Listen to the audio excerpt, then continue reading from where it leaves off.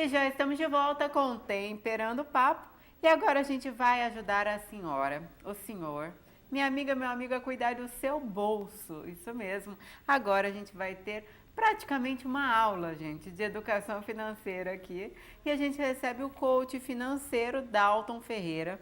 Seja muito bem-vindo, viu, Dalton? Muito obrigado. Bem-vindo, Dalton. A gente é que agradece, menino. Você não sabe o favor que você está nos fazendo, viu? Não é verdade, meninas? Com certeza. Agora, o Dalton, fala pra gente, quais são os motivos causadores de dívidas? Boa pergunta. Na verdade, existe mais de um motivo. Para cada tipo de dívida, existe um tratamento adequado. Então, por exemplo, o mais tradicional é problema de comportamento, problemas compulsivos. São pessoas que repetem a mesma compra diversas vezes. Entre mulheres, a gente vê muita repetição em compra de sapatos, bolsas, e muitas vezes nem chega a utilizar. Mas é porque você não entende isso. Na outra vida, a gente nasceu sem topeia. Entendeu? Ah, Aí verdade. a gente vai Aí estão compensando as Com dívidas certeza. passadas. Mas esse é um tipo de dívida. Existe também aquela pessoa que era controlada, mas não fez uma reserva financeira, não tinha um colchão financeiro. Então ela fica desempregada, o filho está doente, aí entra no empréstimo, um cheque especial. Então existem vários elementos. Especial é a pior Exatamente. saída, não é? Aí se aperta tudo. O cartão de crédito ainda é pior na maioria dos Também, casos. né? Os dois andam juntos. É verdade. São as piores maneiras de se obter crédito. São os mais práticos, né? Você, através da internet, você consegue isso. E são também os piores, que você passa maior dificuldade para poder eliminar. Agora, já que essas pessoas com certeza têm um comportamento compulsivo, como agir diante desses comportamentos? Exatamente. Então aí entra o processo de coaching, que o coaching vai atuar sobre o comportamento da pessoa. Então, através de técnicas vindas do coaching financeiro, a gente faz com que as pessoas tragam do nível inconsciente para consciente, para que possam descobrir o que foi aquele causador, qual o motivo, qual o hábito, qual o comportamento, e evidencia aquilo fica muito claro. Então, dali a gente começa um processo, a gente tem um exercício muito interessante chamado sentimento com dinheiro. Então, que as pessoas registram cada gasto diário e o motivo por aquele gasto. Então, ela começa a ver repetições. Trazem isso a nível consciente e elas mesmas começam a se sentir incomodadas com aquilo. Aí existem depois várias técnicas para a gente poder ir trabalhando, mas o primeiro é que ela identifique. Mas essa é uma técnica ótima. Tem um Minhas diário de amigas, fantástico. Exatamente. eu tinha uma agenda e realmente eu colocava até R$2 de um café. Meninas, dá um dó da gente começar a gastar o dinheiro depois. Há um controle muito grande através disso. Inclusive, eu deixei de fazer, vou até voltar porque você veio aqui. Muito bacana mesmo. Nunca mais eu fiz, vou voltar a fazer. É muito bom. Isso pode ser hoje através de aplicativos, smartphone, ou então através de planilhas Excel mesmo. Eu tenho tanto até faz. uma que eu fiz customizada, que eu ainda divido por setores.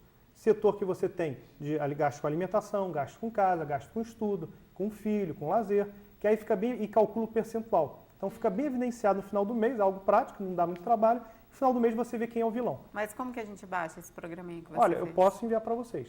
Legal, Eu posso gente. deixar meu e-mail e envio para quem pedir. Vai estar no meu Facebook também, que ele vai enviar para mim e você já pega no meu Facebook, que facilita a nossa vida, né? Com Caso certeza. você não queira o método tradicional também do papel e caneta, isso é muito mais fácil. Gostei já. Agora me fala, e agora? Estou endividada, o que eu devo fazer? Bom, primeiro você tem que listar todas as suas dívidas. Porque normalmente quem está endividado tem a dívida com um banco, tem dívida com outro, tem no cartão de crédito, tem no cheque especial, tem financiamentos. É muito comum hoje a gente ver o pessoal financiando carro, financiando compra de casa e depois não tem condições de pagar. Então é verificar todas as dívidas. Depois anotar aquelas que cobram maior juros. Então você identificar e começar a pagar, focar o pagamento sempre naquela que vai te cobrar um maior juros para poder eliminar logo ela mais rapidamente. Geralmente cartão e cheque especial. Exatamente. Mas fora isso, a gente trabalha também dentro do coaching, é que a pessoa, mesmo com pouco, comece a criar um hábito, que é um hábito saudável de investimento. Então, mesmo que seja com R$100, com um valor pequeno, ela, em paralelo a esse processo de eliminação de dívida, criar um hábito novo de começar a investir. Formar uma reserva financeira. Quando ela precisar de um empréstimo, ela mesma está se financiando. Entendi. E também para ela poder vir a realizar os sonhos dela, da casa própria, do carro, de uma viagem, mas através de forma mais inteligente. O que infelizmente acontece hoje com a maioria das pessoas é elas comprarem um Corsa e pagar um Corolla pelo Corsa. Que financia em diversas triste, vezes. né? Então, Complicado, não né? é um gasto de forma inteligente. Então, a gente trabalha assim, a gente incentiva muito que as pessoas gastem, mas gastem com qualidade e naquilo que vai fazer diferença positiva na vida delas. Sim, isso é fundamental, né? Então, a gente tem que... a minha próxima pergunta era em relação a isso. Qual dívida a gente deve pagar primeiro? Então, a gente tem que observar os juros Exatamente. e focar... O ideal é até você juntar essa dívida num local só. Então, você pesquisar no mercado onde você pode pegar essa dívida somada, é uma instituição financeira comprar essa dívida e te cobrar um juros mais barato. Que fica mais fácil para você poder gerenciar, administrar essa dívida e pagar menos do que você estaria pagando no cartão de crédito, num crédito consignado, num cheque especial, por exemplo. Legal, existe essa possibilidade ainda, que não legal. sabia. Existe. E quais são as despesas fantasmas? Já aconteceu com vocês, e amigo de casa aí com certeza, de um dia que sai com R$100, dá uma volta, quando chega em casa, Não tem puxa a nada. carteira, tá com R$2, R$3. Mete a mão no bolso, mete a mão no outro, vai no Começa- paletó Ai, sempre e fala, acontece. fui roubado. Né? Então, justamente, despesas fantásticas são aquelas despesas que nós temos, que é o cafezinho na rua, é o lanchinho, é comprar uma revista, comprar uma bobagemzinha, e a gente nem se lembra que comprou. Então, não foi aquele gasto que fez a diferença na sua qualidade de vida. Sim. Se fosse Sim. alguma coisa realmente que você tivesse feito um bem, você se lembraria. Sim. Claro. Então, essas são as despesas fantasmas e são elas que são as maiores causadoras de endividamento. E que pesam muito, né, no final do mês, né? Exatamente, porque você sabe o quanto gasta de luz, de escola, de aluguel, condomínio, Um etc. investimento num estudo. Sim. Exatamente, mas aquelas despesas fantasmas são aqueles gastos, e no processo que a gente tem, ou através de curso, que a gente tem um curso voltado para pessoas endividadas, ou também no processo de coaching, as pessoas acham, não, meu orçamento é controlado.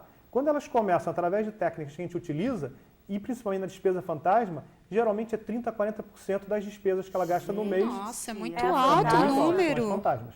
E a gente tem técnicas para evidenciar as pessoas descobrirem isso. Caramba, eu não sabia que gastava tanto com isso. E Meu a partir Deus. dali tomar ter um plano de ação para poder ter comportamento mais condizente com a mas- situação Ai, que financeira. medo, não vou mais sair de Pequenos, casa. Não, mas isso é legal, porque... Pequenos gastos levam a gente ir gastando e Sim. de repente some tudo. Exatamente. Eu mesmo não planejava um final de semana. Ah, não vou fazer nada. Ah, só vou ali num barzinho, vou fazer uma coisinha, vou comer outra coisinha aqui, acabou.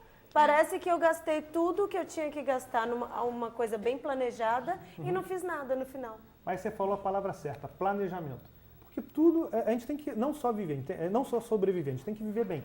Então a gente tem que ter um dinheiro destinado ao lazer, né? Um dinheiro destinado aos prazeres da vida também. Sim. Então separar, fazer um planejamento de acordo com aquilo que é mais importante para cada um de nós e poder curtir. Mas sempre pensando que o primeiro é investir. A gente trabalha muito com essa parte de criar riqueza e prosperidade. Quando a gente fica muito focado só em resolver dívida também, primeiro que a gente dorme mal, a gente se sente mal. Então a gente trabalha muito em uma outra linha, que é desenvolver planos de a pessoa desenvolver renda extra, melhorar a sua renda principal, e ela ganhando mais, as dívidas automaticamente vão sendo exterminadas.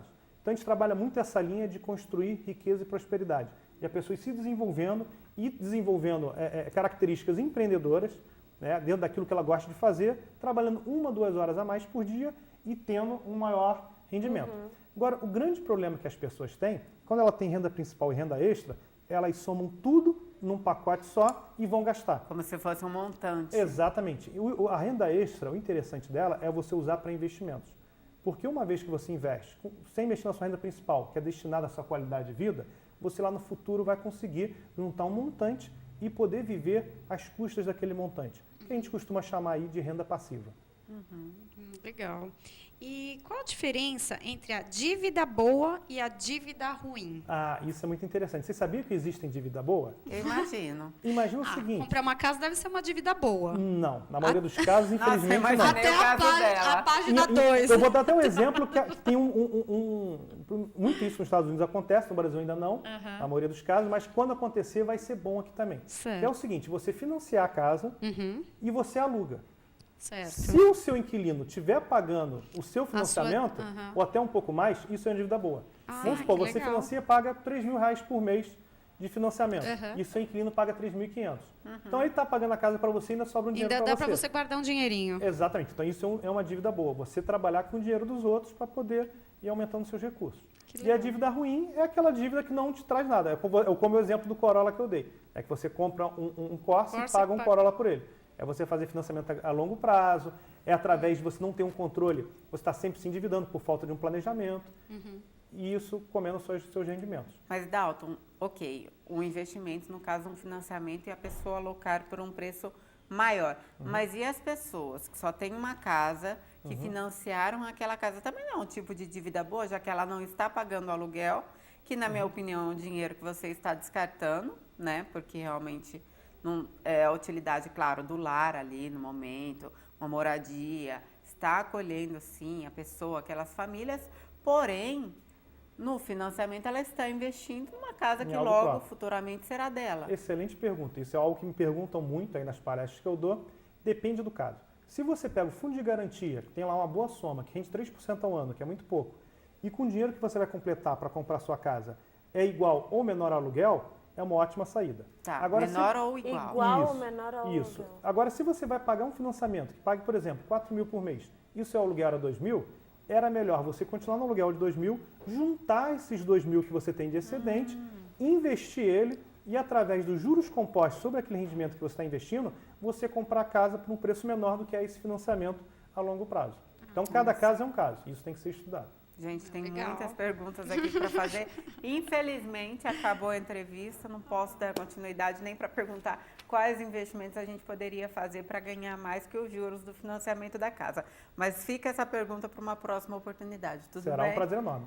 Posso deixar meu e-mail, se alguém que tiver dúvidas? Por favor, já ia pedir agora. Dalton, T de tatu, F de foca, @gmail.com.